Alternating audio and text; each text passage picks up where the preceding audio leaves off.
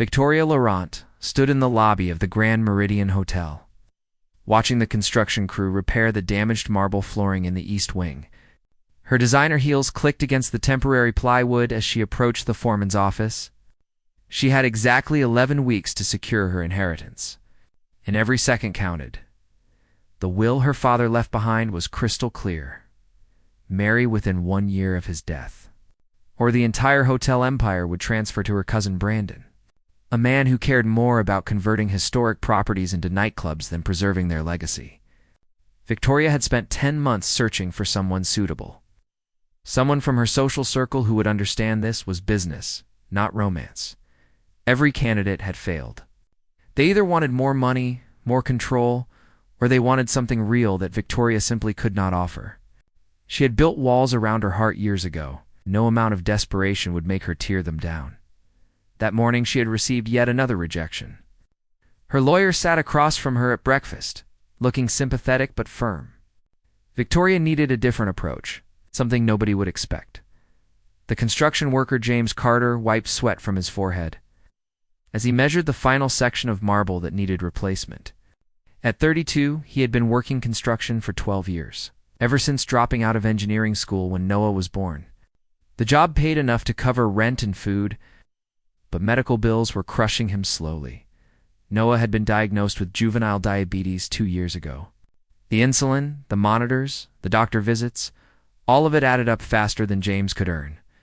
He worked double shifts when available, took side jobs on weekends, and still fell further behind each month. "Carter, someone wants to see you in the office," his supervisor called out. James frowned. The hotel owner rarely spoke to individual workers. He brushed dust off his jeans and made his way to the temporary office trailer outside the building. Victoria Laurent sat behind a folding table, looking completely out of place in her tailored black suit. She gestured to the chair across from her.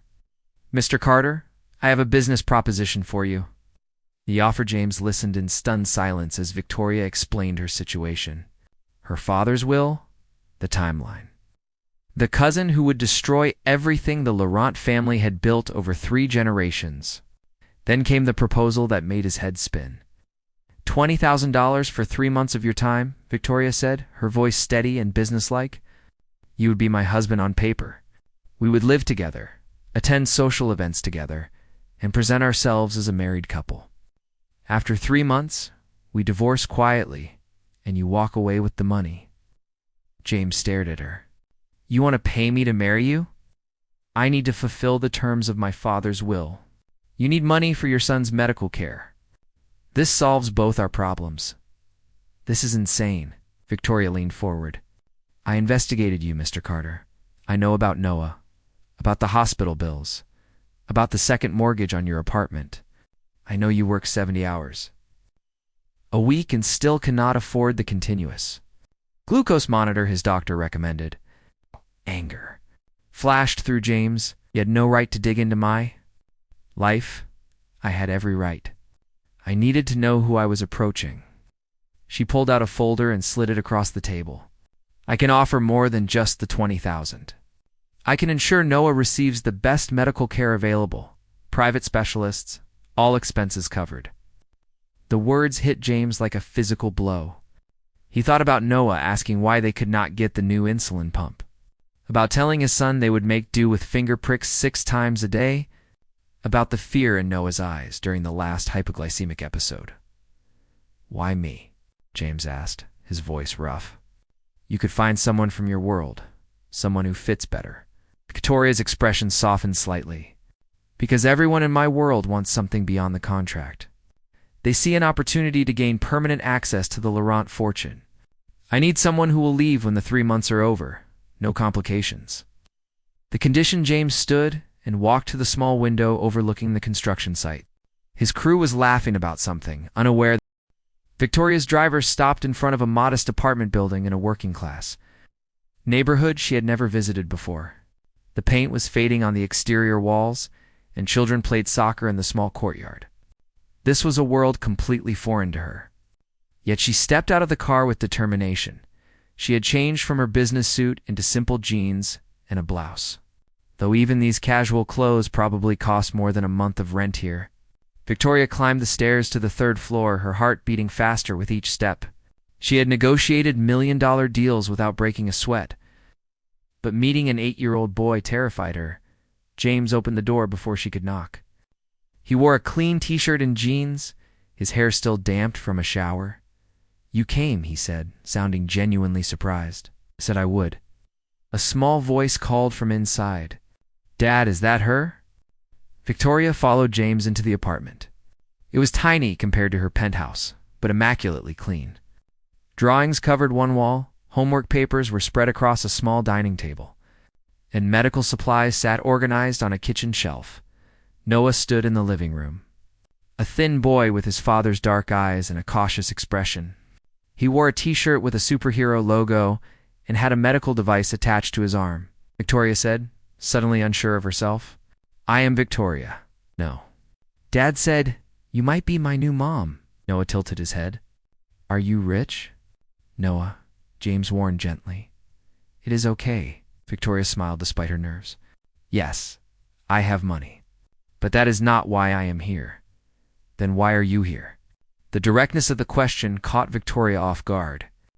She glanced at James, who nodded slightly, encouraging her to be honest. "Because I need help with something important, and your dad might be able to help me.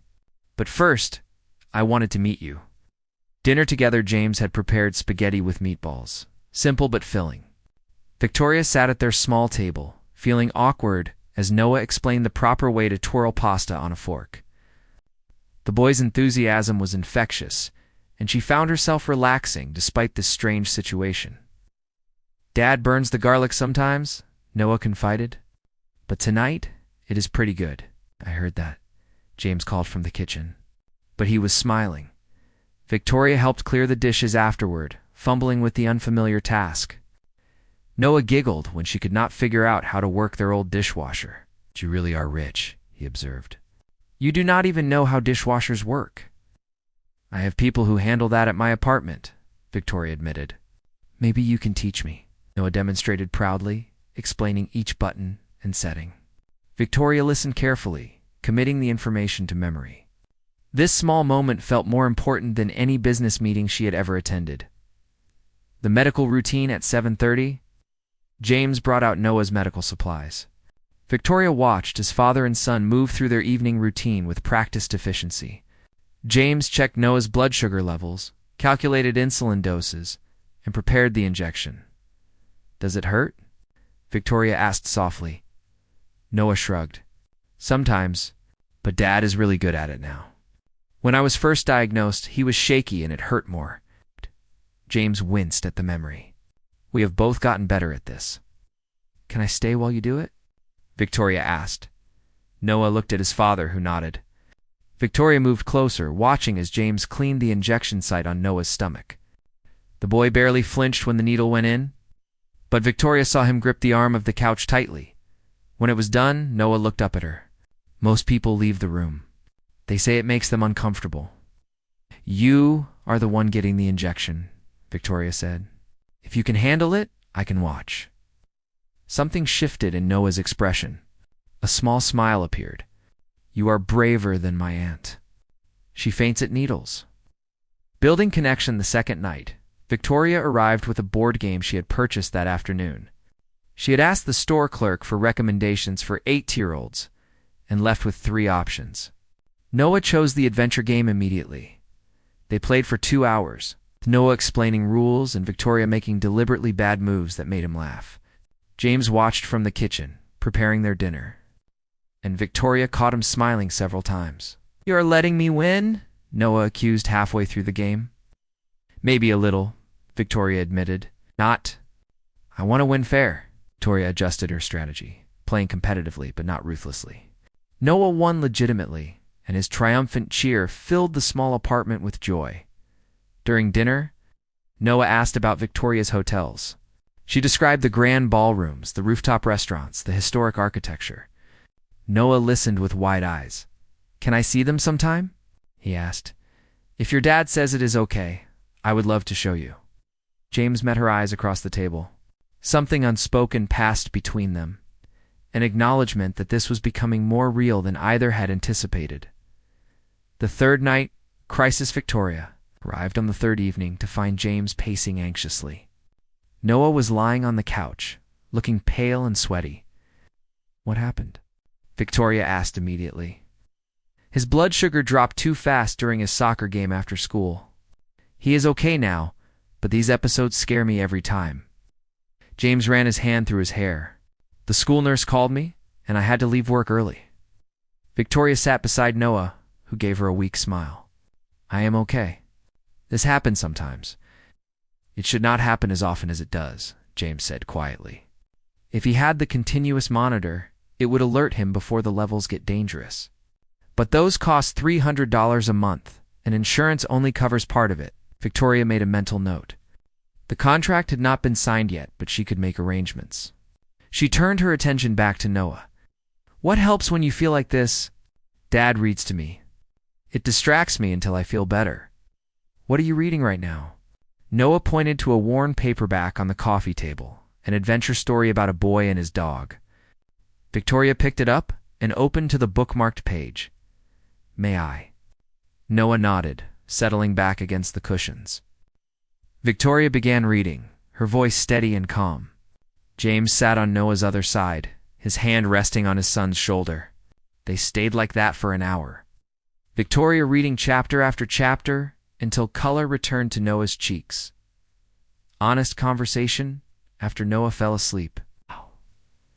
James carried him to bed. Victoria waited in the living room, looking at the family photos on the shelf. Most showed James and Noah together at various ages. There was no mother in any of them. "His mom left when he was 6 months old," James said, returning to the living room. "She could not handle the diagnosis. Said she did not sign up for a sick child." Victoria turned to face him. "That must have been devastating." "It was. But honestly, I am glad she left then rather than years later. Noah does not remember her, and I built a life for us without her. You have done an amazing job." James sat heavily on the couch.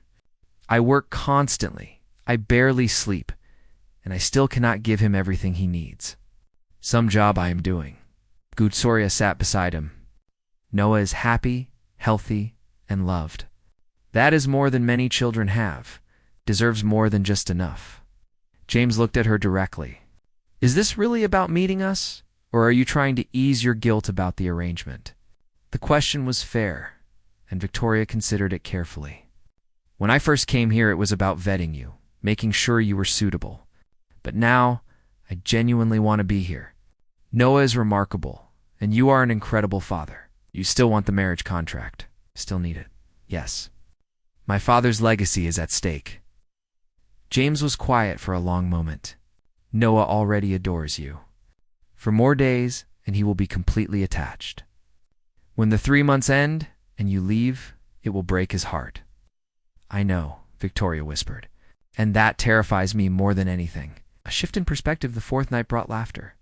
Victoria helped Noah with his math homework, and they discovered she had a talent for explaining fractions using pizza slices. Noah grasped concepts his teacher had struggled to convey for weeks. "You should be a teacher," Noah declared. "I think one career is enough for me," Victoria replied. But she felt pleased by his words. James made his specialty that night, chicken tacos with homemade salsa. Victoria praised the meal genuinely, and Noah beamed with pride over his father's cooking. "Dad learned from cooking videos online," Noah explained. "Before that, we ate a lot of sandwiches." "Nothing wrong with sandwiches," James defended. After dinner, Noah showed Victoria his collection of drawings. Most featured superheroes or fantastical creatures, but several recent ones included 3 stick figures labeled Dad, Me, and Victoria. "These are beautiful," Victoria said, her throat tight with emotion. "That one is us at your hotel." Noah pointed to a colorful drawing showing figures in front of a tall building. "I imagined what it would look like." Victoria hugged the drawing to her chest. "Can I keep this one?" Noah's face lit up. "Really? You want to keep my drawing? I would be honored to have it." James watched the exchange from the doorway, his expression complicated. Victoria met his eyes and saw her own confusion reflected there. This was supposed to be simple, a business transaction with clear boundaries. Instead, it was becoming something neither of them had anticipated. The week continues by the fifth night. Victoria no longer felt like a visitor. She knew where the dishes belonged, how Noah liked his sandwiches cut, and which drawer held the medical supplies. She helped with homework, listened to Noah's stories about school, and even learned to braid his hair for a school project. James taught her how to check blood sugar levels, how to calculate carbohydrate ratios, and what symptoms to watch for during episodes. The medical routine that had seemed so foreign 5 days ago now felt manageable. They fell into an easy rhythm, the three of them. Victoria would arrive at 6, help with dinner, assist with homework, and stay through the evening medical routine. Then she and James would talk quietly after Noah went to bed, discussing everything from their childhoods to their dreams for the future. "I never wanted to be a hotel heiress," Victoria admitted on the 6th night. "I wanted to be an architect, to design buildings instead of just managing them." "What stopped you?" "My father. He said Laurent women ran hotels. They did not draw pictures." Victoria smiled sadly. "I was 18 and desperate for his approval. So I studied business management and learned everything about running his empire." "Do you regret it?"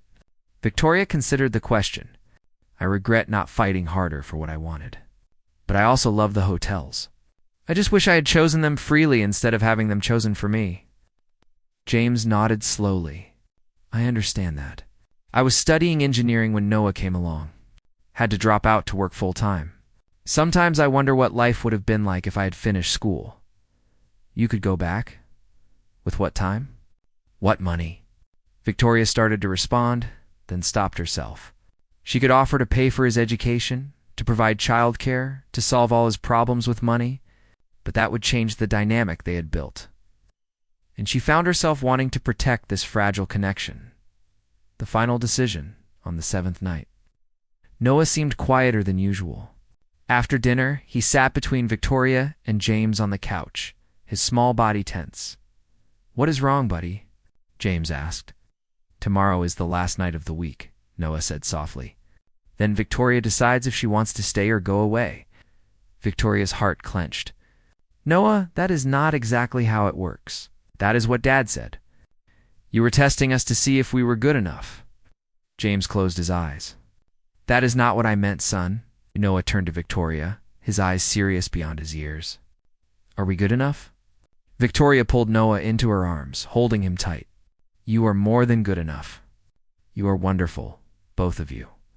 This week has been the happiest I have felt in years." "Then why would you leave?"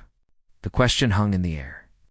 Victoria looked at James over Noah's head, seeing her own emotions mirrored in his face. "Because grown-up situations are complicated," Victoria said carefully.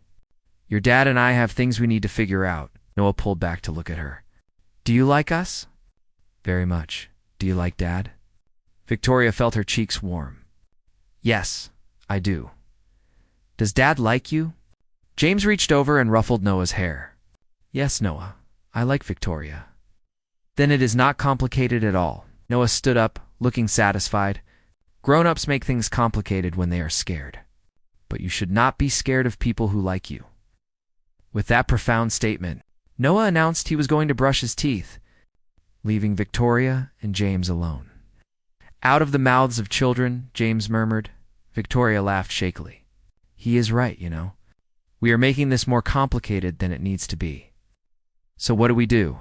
Victoria took a deep breath. "We sign the contract. We get married.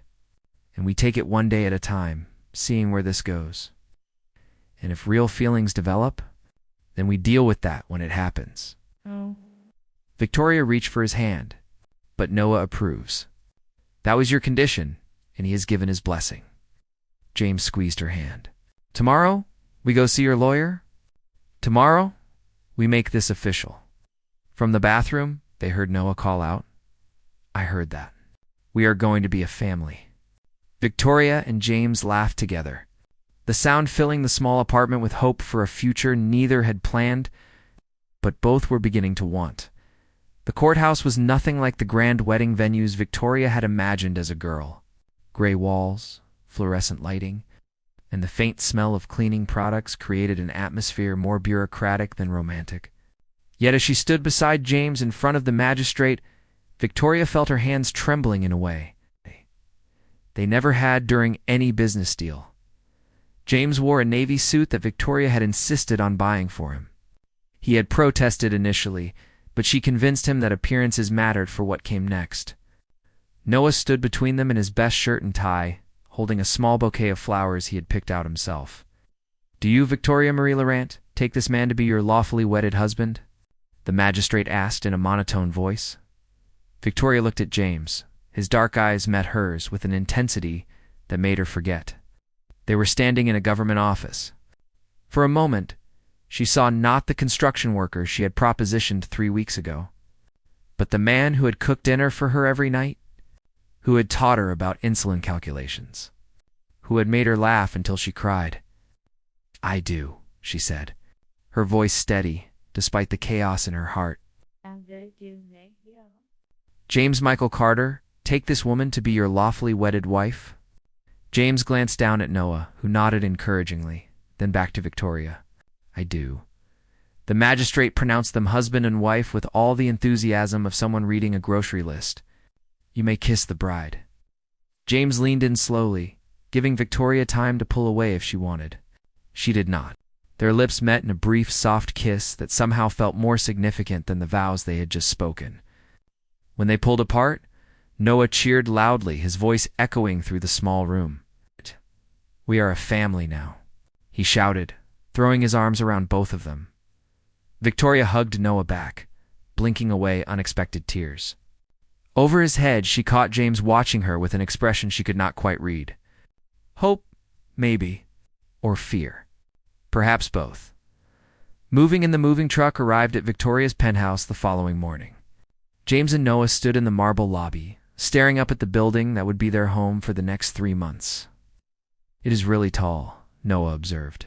Craning his neck. 27 floors, Victoria confirmed. "We are on the top."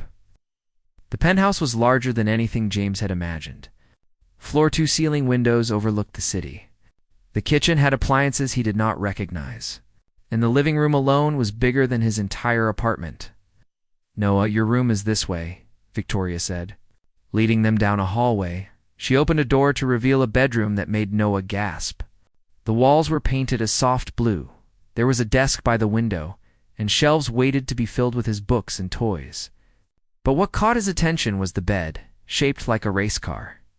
"Is this really mine?" Noah asked, his voice small with wonder. "All yours," Victoria confirmed. "I thought you might like the car bed." Noah ran to her and hugged her waist tightly. "This is the best room ever." "Thank you, Victoria." James felt something shift in his chest. Victoria had not needed to do this. The contract stipulated they would live together, but she had gone beyond that requirement. She had created a space specifically for Noah, had thought about what an 8-year-old boy would love. "Your room is next door," Victoria told James, leading him to another bedroom. "It has its own bathroom and a small sitting area. I thought you might want privacy for studying." The room was elegant but comfortable, decorated in neutral tones with a large desk positioned to catch natural light.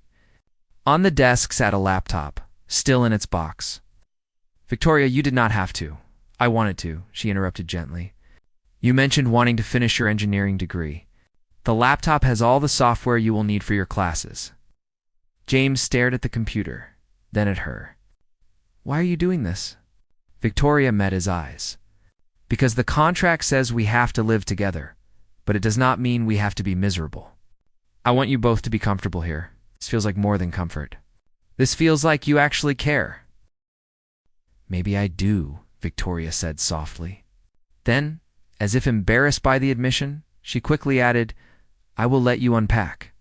Dinner is at 7. The kitchen is fully stocked, but I thought we could order something tonight." She left before James could respond, her footsteps clicking down the hallway. James sat on the bed, running his hand over the expensive duvet, wondered what he had gotten himself into. Facing society, the announcement of Victoria Laurent's marriage hit social media like a bomb. Her assistant, Patricia, showed her the headlines over coffee 3 days later. "Hotel heiress marries mystery man," one read. Another proclaimed, "Victoria Laurent's secret wedding shocks high society."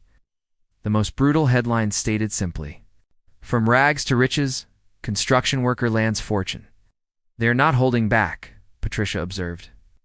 Victoria scrolled through the comments, her jaw tightening with each cruel observation. People questioned James's motives, speculated about pregnancy, called the marriage everything from a publicity stunt to a midlife crisis. Let them talk, Victoria said, setting down her phone. We know the truth, do we? Patricia asked carefully. Because from where I sit, this stopped being just business somewhere around day 3 of that first week. Victoria did not respond because Patricia was right. The lines had blurred so gradually that she had not noticed until it was too late. Now she woke up thinking about James's smile, went to bed replaying their conversations, and caught herself making plans that extended far beyond 3 months. The real test came at the charity gala. 2 weeks after the wedding, Victoria had known it would be difficult, but she had underestimated the sheer hostility she would face. She wore an emerald green gown that had cost a fortune, her hair styled perfectly, her makeup flawless. James stood beside her in his new tuxedo, looking uncomfortable but determined. They had left Noah with Patricia for the evening, though he had protested loudly about missing a fancy party. The moment they entered the ballroom, conversation stopped. Heads turned, the whispers began immediately, not even bothering to be subtle. That is him, someone said. The construction worker. I heard he has a sick child. She is probably paying for everything. How desperate do you have to be to marry someone like that? James's jaw clenched, but he kept his expression neutral. Victoria took his arm, holding her head high. Remember what we practiced, she murmured. Smile, be polite, and do not let them see they are getting to you. Easy for you to say. They are not calling you a gold digger. They have called me worse, Victoria replied. Trust me. The confrontation they made it through cocktail hour with minimal incident, though Victoria felt eyes on them constantly. She introduced James to various business associates, and he handled himself well despite his obvious discomfort. Then Marcus Delgado approached, a real estate developer who had been competing with the Laurent family for decades. He had a reputation for cruelty disguised as charm. Victoria, darling, Marcus said, air kissing her cheeks. What a surprise your wedding was. We were all shocked. Sometimes love arrives unexpectedly, Victoria replied smoothly. Marcus turned his attention to James, looking him up and down with barely disguised disdain. And you must be the groom. James, was it? Tell me, what do you do? I work in construction, James said evenly. Oh, fascinating. And how did you meet our Victoria? The trap was obvious. If James admitted he had worked in her building, it would confirm everyone's suspicions that he was hired help who married above his station. I was renovating the Grand Meridian, James said, meeting Marcus's eyes directly. Victoria came to inspect the work, and we started talking. She appreciated that I cared about preserving the building's history, not just making it look modern. It was not quite a lie. They had met at the hotel, and James did care deeply about his work. Victoria felt a surge of admiration for how he had navigated the question. Marcus was not finished. And your son? I heard he has significant medical needs. How fortunate that you married someone with unlimited resources. The room seemed to hold its breath. Victoria felt James tense beside her. My son has juvenile diabetes, James said, his voice cold. And I was managing his care long before I met Victoria. She did not rescue me, and I did not marry her for money. We married because we respect each other, which is more than I can say for some marriages in this room. The direct challenge silenced Marcus. Victoria squeezed James's arm, pride flooding through her. If you will excuse us, Victoria said sweetly. We have other people to greet. She guided James away, feeling him shake slightly with suppressed anger. That was incredible, she whispered when they were out of earshot. I wanted to punch him. Don't. But you handled it perfectly. Victoria turned to face him. Thank you for defending us. Us, James repeated softly. When did it become us? Victoria did not have an answer. So she simply smiled and led him onto the dance floor. The orchestra was playing something slow and romantic. Victoria stepped into James's arms, and they began moving to the music. She had assumed he would not know how to dance, but he surprised her by leading confidently. Can dance, she said, surprised. My mother insisted on lessons when I was a teenager. She said every man should know how to dance at his own wedding. James smiled sadly. She died before Noah was born. She would have loved being a grandmother. Tell me about her. As they swayed across the floor, James shared stories of his mother. A teacher who had believed education could change lives, would work 2 jobs to send him to engineering school, who had been so proud when he was accepted. She sacrificed everything for me, James said. And then I had to drop out to take care of Noah. Sometimes I wonder if I disappointed her. She would be proud of you, Victoria said firmly. You are raising a wonderful son while working full-time and going back to school. That takes incredible strength. I am just doing what I have to do.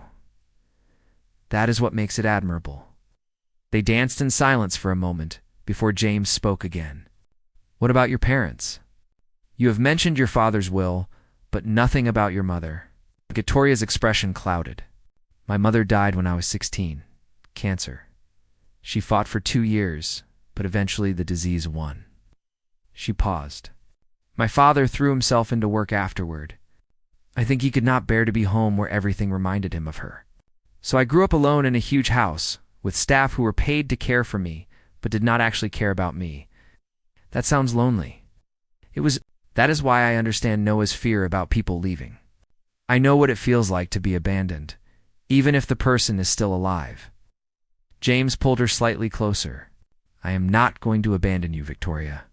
Whatever happens at the end of 3 months, we will figure it out together. The promise settled over her like a warm blanket. For the first time since her father's death, Victoria felt like she was not facing the world alone. Noah's emergency. They turned home around midnight to find Patricia pacing in the living room. Her phone clutched in her hand. What happened? Victoria asked immediately, her heart racing. Noah had a severe low blood sugar episode about an hour ago. I gave him glucose tablets like James showed me, and he is okay now, but it scared both of us badly. James was already running toward Noah's room. Victoria followed, finding Noah sitting up in bed, looking pale but alert. Hey, buddy, James said, sitting beside him and checking his glucose monitor. How are you feeling? Better now. It dropped really fast, Dad. The alarm went off and Patricia came running. You did everything right, James assured him, but Victoria could see the fear in his eyes. These episodes were dangerous, and they had been happening more frequently. Can Victoria stay? Noah asked. I do not want to be alone. Of course I will stay, Victoria said, sitting on the other side of the bed. They spent the night in Noah's room, taking turns monitoring his glucose levels. Victoria read to him from his favorite book, while James prepared snacks for regular blood sugar checks. Around 3 in the morning, Noah finally fell asleep between them. This is my life, James whispered. Sleepless nights, constant worry, never knowing when the next emergency will hit. It is our life now, Victoria corrected gently. You are not alone in this anymore. James looked at her across Noah's sleeping form. What are we doing, Victoria? This was supposed to be simple. A business arrangement. 3 months and done. I know. But it does not feel simple anymore. No, it does not. I am falling for you, James admitted quietly. And that terrifies me because, in 2 months, this ends. The contract expires, you get your inheritance, and we go back to our separate lives. Victoria felt tears prick her eyes. What if I do not want to go back? What? What if I want this to be real? The words tumbled out before she could stop them. What if I want to wake up every morning with you and Noah? What if I want to attend school events and plan birthday parties and deal with blood sugar emergencies at 3 in the morning? What if I want all of it? Not because of a contract, but because I have fallen in love with both of you. James stared at her, his expression a mixture of hope and disbelief. You love us? I think I started falling the first night you made me dinner, Victoria confessed. When Noah asked about fractions using pizza, and you burned the garlic bread, and everything was chaotic and imperfect and more real than anything in my entire life. Victoria, I know we have 2 months left on the contract, she interrupted, and I will honor that. But I want you to know that somewhere between the courthouse and tonight, this stopped being fake for me. You and Noah are the best things that have ever happened to me. James carefully climbed over the sleeping Noah and pulled Victoria into his arms. "I love you too," he whispered against her hair. "I love how patient you are with Noah. How you learned about diabetes without complaining. How you stand up to people who insult us. I love that you bought him a race car bed and got me a laptop and somehow made a penthouse feel like home." They held each other in the dim light of Noah's room, their sleeping son between them, and let the walls they had built around their hearts finally crumble, a new beginning the next morning. Victoria called her lawyer. "No, I need to modify the contract with James Carter," she said. "Is there a problem?" the lawyer asked, concerned. "No problem. I just need to remove the end date." There was a pause. "You want to make the marriage permanent?" "I want the option. Instead of an automatic dissolution after 3 months, I want the contract to state that the marriage continues unless both parties agree to end it. That is highly unusual." "I do not care about usual," Victoria said firmly. "Can you draft the amendment?" "Of course. I will have it ready this afternoon." When James came home from his morning classes, Victoria showed him the new contract. He read it carefully, then looked up at her with wonder in his eyes. "You really want this?" "I really do. But only if you do too. No pressure, no obligation. If at the end of 3 months you want to leave, we will end things amicably. But if you want to stay, if you want to build something real with me, then the contract allows for that." James pulled her close and kissed her deeply. When they broke apart, both were breathless. "I want to stay," he said. "I want to build a life with you. I want Noah to have a mother who adores him. I want to finish my degree and start my career and grow old with you. Even though people will always gossip, even though there will always be someone calling you a gold digger." "Let them talk," James said with a grin. "I married a brilliant, beautiful, compassionate woman who loves my son. I am the luckiest man alive, and I do not care who knows it." 6 months later, the Grand Meridian Hotel's grand ballroom was filled with 300 guests celebrating its 150th anniversary. Victoria stood at the podium, now officially the CEO of the Laurent Hotel Group, addressing the crowd. "My father believed that hotels were more than buildings," she said. "They were communities, places where people came together and created memories. He taught me to honor history while embracing change, to preserve beauty while adding modern comforts." She paused, looking out at the audience. In the front row sat James, now in his 2nd semester of engineering school, with Noah beside him. Her family. "But he also taught me something else, though he probably did not realize it.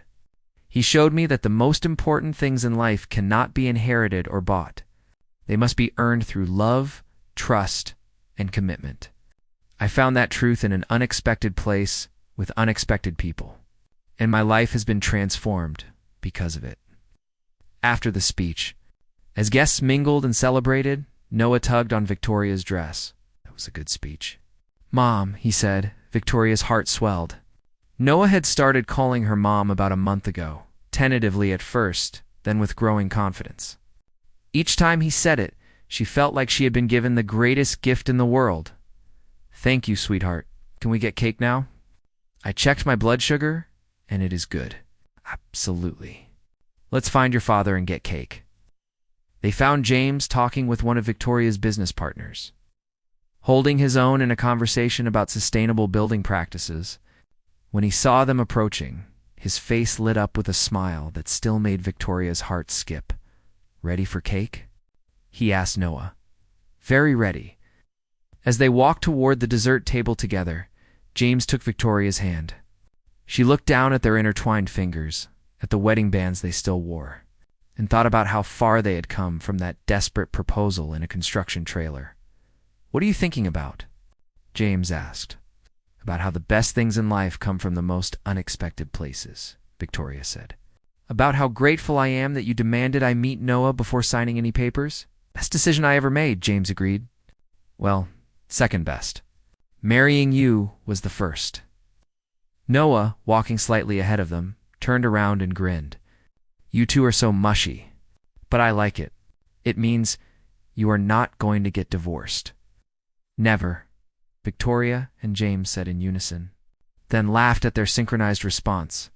The contract that had brought them together was filed away in a drawer somewhere, forgotten and irrelevant. What had started as a desperate business arrangement had transformed into something neither of them had expected, a real family.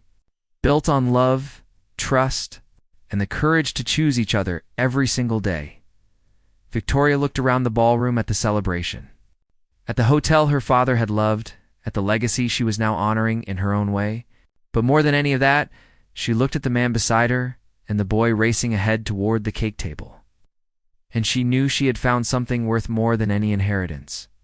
She had found home.